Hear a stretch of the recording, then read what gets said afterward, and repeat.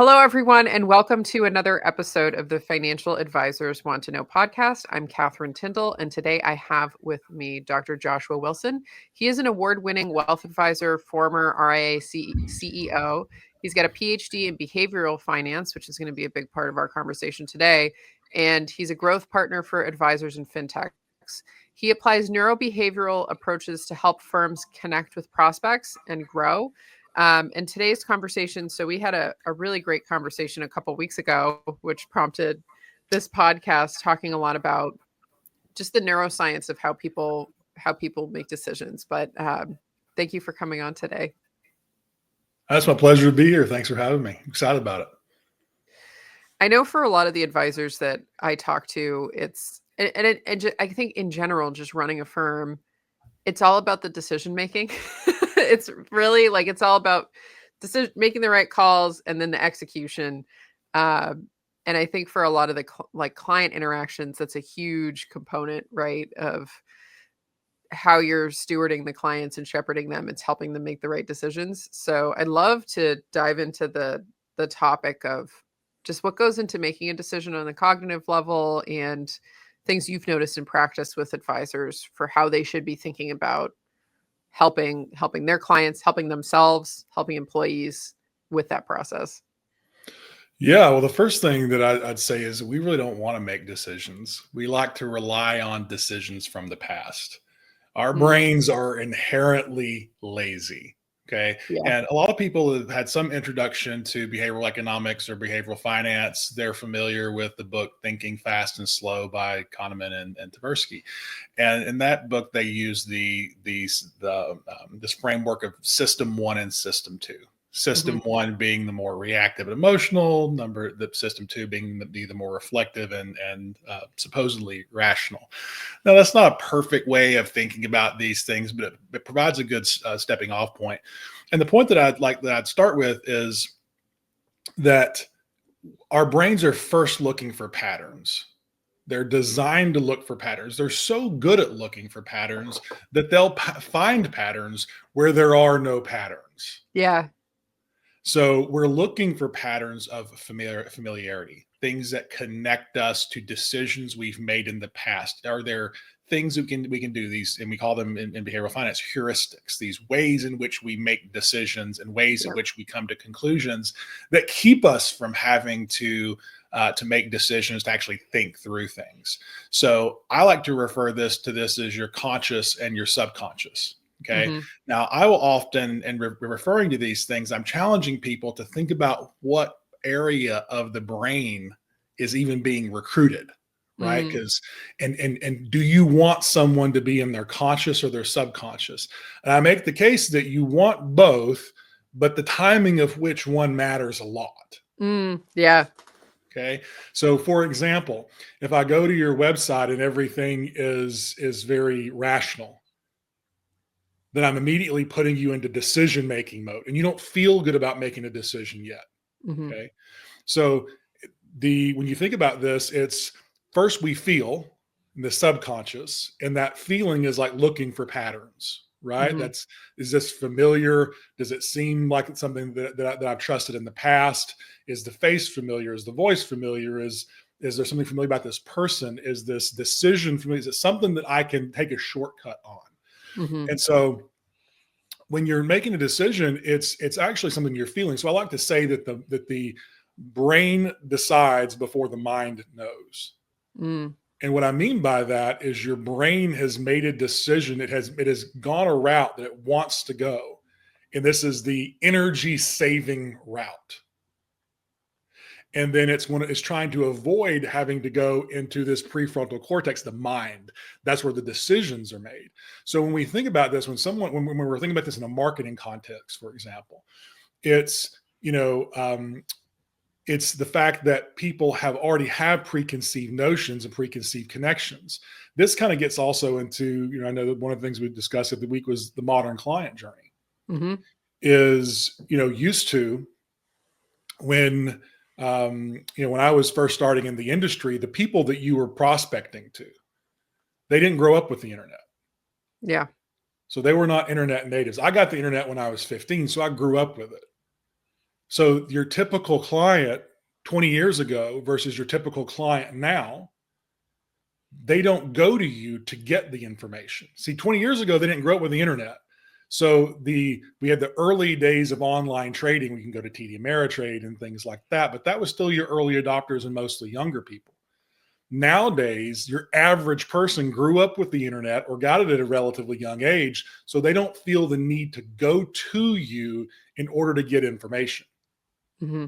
So there's this kind of old school, what I call old school sales, which is when I hear advisors say something like this to me, I know they're in that old school client journey mindset where they'll say things like, if I can just get them in front of me, then I know I can build rapport and then we'll be fine.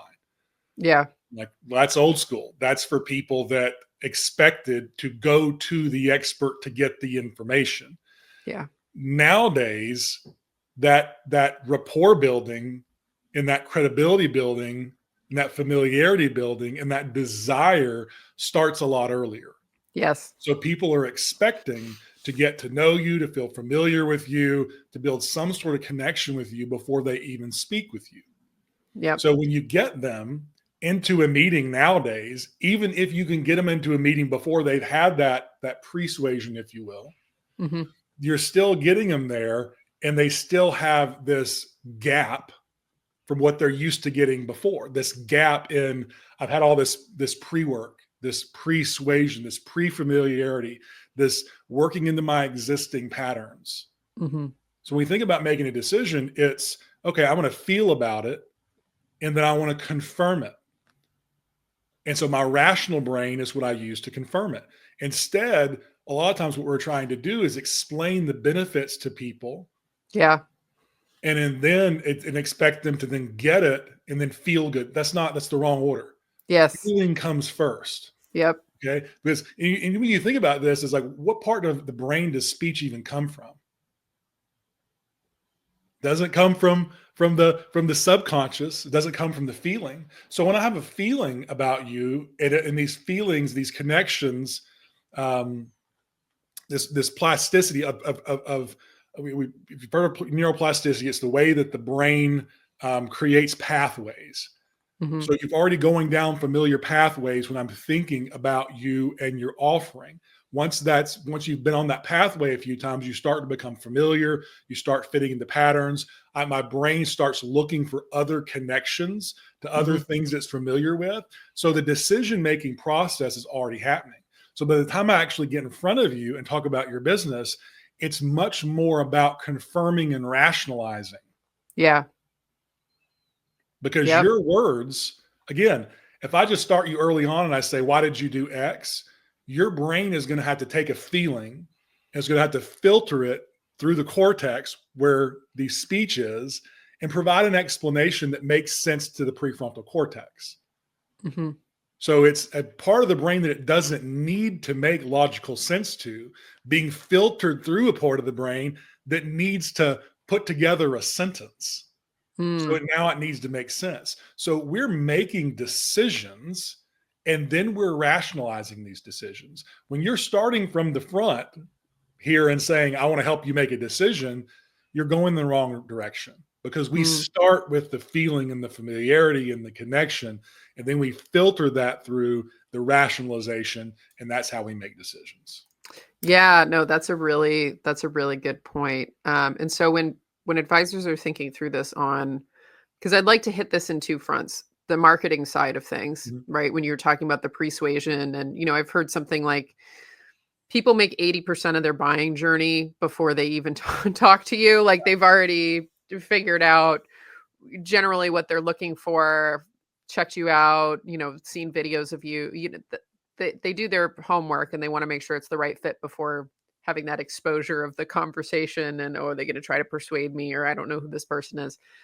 So I'd love to hear more of your practical advice around how to apply this on the marketing side of things. And then I'd love if we can then go into, okay, for people who are already existing clients and we're trying to help them actually do the service delivery and, you come up with a plan for them and this is what you need them to do. How do you help get buy-in when somebody's a client in that decision process? But I'd love to start on the marketing side because I feel like when I talk to advisors, that's probably more of the concern that I usually hear.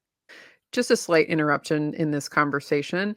I wanted to bring to your attention two things that are important for you to know. So, we're always at the mercy of social media algorithms. So, if you can subscribe to the show, that would mean a lot to me. Even more to me if you can leave a rating and let me know what you think about it.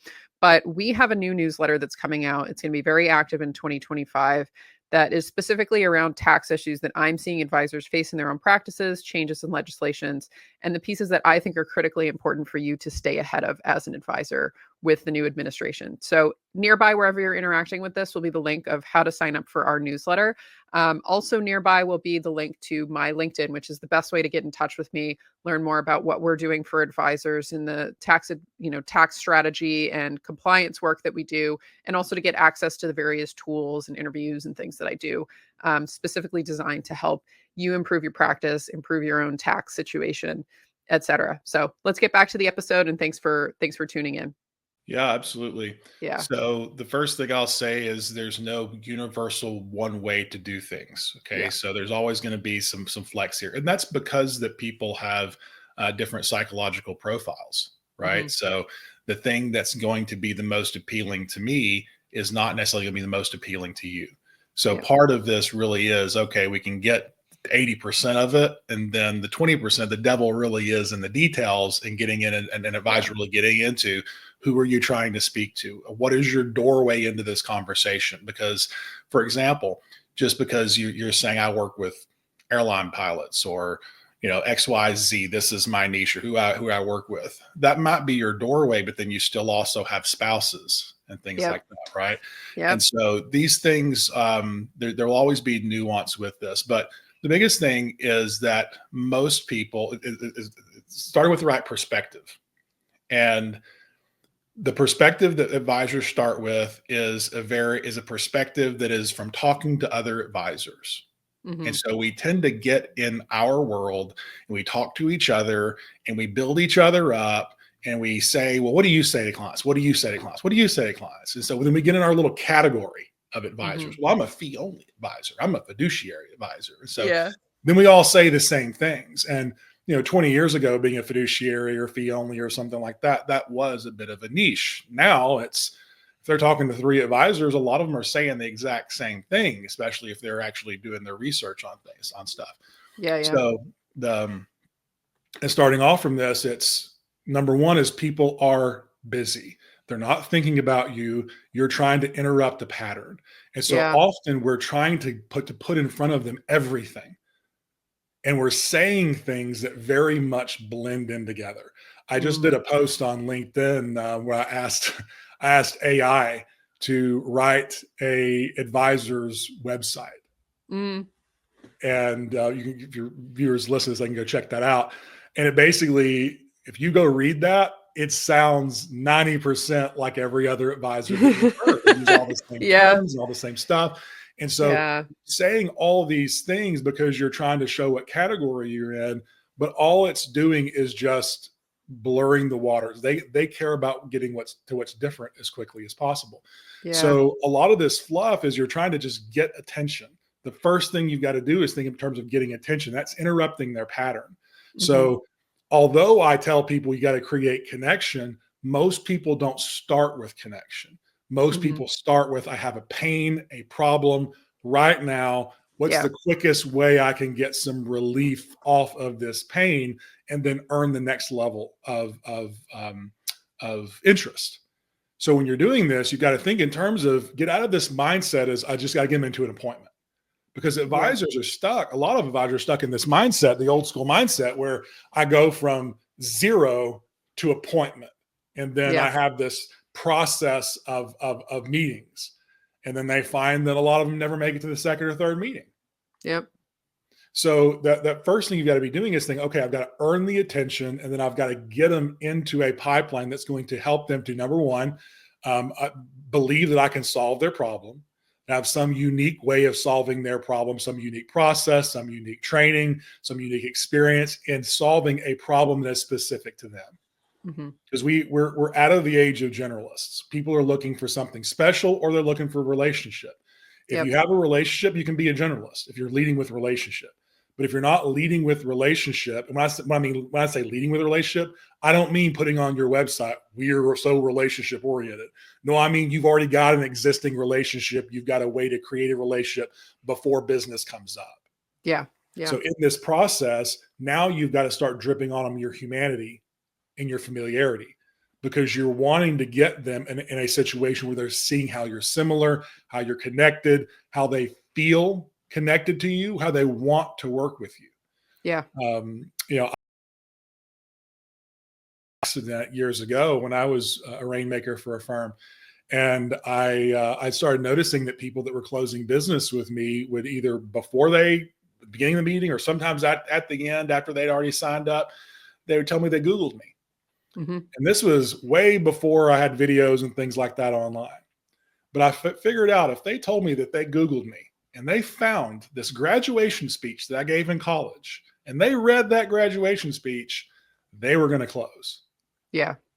And I started thinking, wait, why is this? As I go dig into the speech, I start asking people questions, and they were finding these little things that they connected with. I was like you. I have this in common with you. I have this in common with you. I have this in common with you.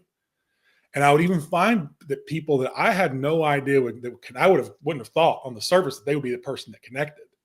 Because to me, my story is pretty unique. But no, it's a human story. It's a human story of human experience, and it gets emotions. Even though the story, the details may be different, the emotions that were felt, they connected to that emotion. Mm-hmm. So you've got to find ways to start dripping in your humanity and giving people what I call relationship handles, something they can hold on to say, okay, I'm like Joshua. I feel Joshua. I want to work with Joshua or Catherine.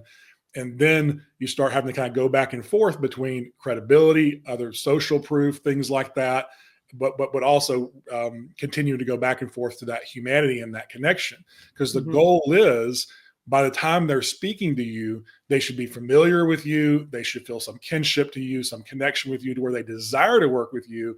And they're coming to you only for the rationalization of the decision, not for the decision itself. Because you're getting a lot of people that are at that end of that conversation and they're thinking and they're saying to you, I need to go think about it. Mm-hmm. They're unintentionally lying to you. Yeah. Because the problem is they've not thought about it. It's not that they've not thought about it. The problem is they don't feel comfortable with it. Yeah. And you don't go from rationally. If you've ever been in an argument or with someone who is very emotional, you know that all the rationalization in the world's not addressing those feelings. Yeah, but honey, I didn't do this, and I didn't mean this, and you know this, and here's exactly what happened, and look at this data. That doesn't change hearts. So No. they say they're going to go think about it. They may think that they're going to think about it, but they're really going to go feel about it. Yeah. That is very true. That is very true. And I just love the way that you're emphasizing this because, like, in my mind, something that I always think about is, when you're running a practice, it's almost like you're running Disneyland where all the trash needs to get taken out at the right times. Like all the technical work needs to be executed at the right time. All the supply chain management needs to be executed at the right time. But like, what is the customer actually seeing when they go to Disneyland? Like, they don't notice that, the lights all turn on at the same time and that the landscaping is, you know, has been changed over correctly. Like, they don't notice that stuff. They notice the feeling Yes. part of it. And I think for us as technical advisors, it can be really misleading to think, oh, well, people are buying that the trash is not there and that the food's here on time and that the lights turn on and it's like, no, they're really not. Like they're buying the feelings. Like that's what it is. And until you and the rest of this stuff, like the technical execution, it's just table stakes. And being able to have those feeling moments and realizing that that's what people are actually looking for. That's how people are actually processing things is so true. Because something I've really noticed too, I'm also really interested in like personality typing and cognitive functioning and things like that. And the actual percentage of the population that is primarily analytical is vanishingly small. Yeah. Most people are not like that. And it tends to be often for advisors and people who are technical professionals. Like I noticed this in my own profession, we tend to be the analytical ones and we like to think that other people are like us. and they're not. If they were, they wouldn't, they would be doing things themselves. Like they would be, they would be you, but they're not. So just having that mindset of realizing, oh, it's not the analytical piece. Like it's the table stakes that work is there and it's done correctly, but it's largely unseen by the client. And it's really more the transformation that analytical work achieves, and then making sure that those feeling pieces are really happening. So to switch out from, the marketing perspective, client intake, to for advisors who are trying to improve the dynamics within the client relationships that they already have. And, something that I've heard a couple of times is, you give a client a piece of advice, or, we have to do this, we have to do that, and they can self-sabotage, or they procrastinate, or those pieces where that the core issue is that something in their subconscious is not locked on, or something mentally is not clicking, even if they're saying yes, that there's something that's not connecting. What's some advice or, insight that you have into those situations for how advisors should be thinking through those client interactions to really get people to actually do what we're telling Yeah. them to do? This is going to be a topic for many, many years. I'm not sure if we'll ever really pinpoint this, but the biggest thing where to start? I think that It's a huge question. I'm sorry. It's a big question. We'll take a piece of it. I think one place to start is over. And what I mean by that is I've got to say, okay, this is a puzzle that I don't have all the pieces to. So let me start over and let me ask some more questions about the data that I already have. Because just because someone agrees that something should be done, or that it is a good idea, or that would be good in the future, there's something that's standing in the way right now. And sometimes that is a feeling. That could be from the past. That could be from a previous relationship, a current relationship, or even how they were brought up. And I know that this gets into the touchy-feely stuff that a lot of advisors don't want to get into. And so I'm like, hey, if this is not interesting to you, I'm sorry, but there's nothing. I'm not going to rationally be able to talk you out of this, man. Yeah, it's part of the job. It's part of the job, man. And you either accept it. You either accept that this is emotional, or you bang your head against the wall. That's all I got for you. Okay. Yep. But if you can accept that, hey, this is not a logical thing, because if it was logical, they would have already done it. Okay. You got to see, is there an emotional block there? For example, this comes up with a lot of time with people with money that they don't invest. I see this happen a lot. And it's usually that they've got some number in their head that makes them feel comfortable. That, once my dad told me that if I had $100,000, or, that when we got to $50,000 in the bank, I knew X, or when I got this, it's a feeling that makes them feel comfortable. And so if you can't get to the point where they're telling you why something is important to them, then you're not going to get to the point of overcoming that with something that's rational. Yeah. You've got to get to the point where you understand why there's a connection with that number, or with this thing. And then, is there a way around it? Because you can't move it. You're not just going to tell them, hey, this is I know it's not right. I know I should do that. I know I should invest this money because I can get a return. But it's just that the benefit, the cognitive benefit, the emotional benefit still might be bigger than what they can get. And if that's something that you find out that the emotional benefit is that big to them, then it may be something where you have to say, hey, it sounds to me like the emotional benefit of leaving $100,000 in cash when you really don't need it is big enough that you are going to surrender this. But if you do that, here's the cost, here's the trade-off. Yeah.